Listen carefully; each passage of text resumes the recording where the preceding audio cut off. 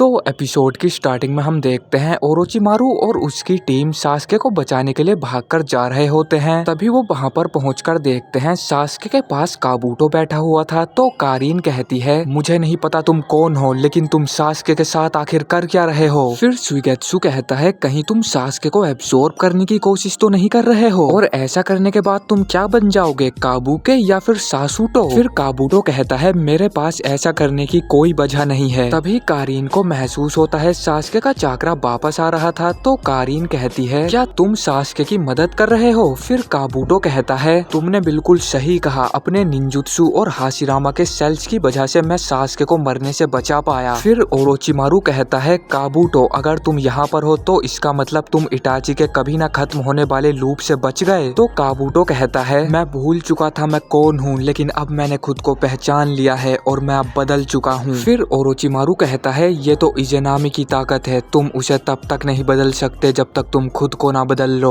वहीं मादरा कह रहा था, तुम जरूर यहाँ पर इसे बचाने आए होंगे, लेकिन तुम एक कंकड़ के अलावा और कुछ नहीं, तुम अब कुछ नहीं बदल पाओगे। तभी वहाँ पर मिनाटो और गारा भी आ जाते हैं। मिनाटो पूछता है, ककाशी क्या तुम ठीक हो। तो ककाशी कहते हैं, हाँ मैं बिल्कुल ठीक हूँ। फिर मिनाटो कहता है, इस पर सिर्फ सेज जुत्सु और ताई जुत्सु ही काम करेगा। तो गारा कहता है, इसका मतलब हमारी सारी उम्मीदें अब तुम दोनों पर ही टिकी हैं। फिर मिनाटो कहता है, मैं सेज जुत्सु को इतने अच्छे से इस्तेमाल नहीं कर पाता हूँ, मैं चाकरा को जल्दी से और ज्यादा देर तक इकट्ठा नहीं कर पाता, और वैसे भी मेरे दोनों हाथ नहीं हैं, तो मैं हैंड साइन भी नहीं बना पाऊंगा, मुझे नहीं लगता मैं ठीक से लड़ सकता हूँ। फिर गाय सेंसे आगे जाते हैं और वो कहते हैं, अब समय आ चुका है अपनी असली ताकत दिखाने का, और तभी वो 7th गेट ऑफ शोक ओपन कर लेते हैं। फिर मादरा कहता है, इसने सिर्फ 7 गेट ही ओपन किए, ये तो मेरी बेइज्जती कर रहा है। तभी गाय मादरा पर अटैक करने लगते हैं। तो मिनाटो कहता है, उन काली रोड्स को खुद को टच मत करने देना। उधर गाय अपने हिरुडोरा का इस्तेमाल करते हैं और उसे इस्तेमाल करने की वजह से गाय काफी कमजोर हो चुके थे। वहीं मादरा को उस अटैक से कुछ भी नहीं हुआ था। तभी मादरा गाय सेंसे पर अटैक कर देता है, लेकिन वहाँ पर ली आकर गाय सेंसे को बचा लेता है। फिर गाय सेंसे कहते हैं,